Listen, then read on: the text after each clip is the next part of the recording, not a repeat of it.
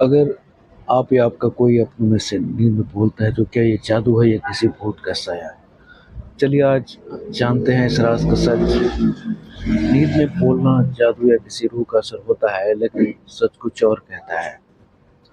Doctor جسے سومن لیکی کہتے ہیں، یہ نیند کا ایک اہم عارضہ ہے جس میں انسان بغیر ہوش کے نیند میں باتیں کرتا ہے۔ یہ کیوں ہوتا ہے؟ اکثر ذہنی دباؤ، پریشانی یا تھکاوٹ کی وجہ سے۔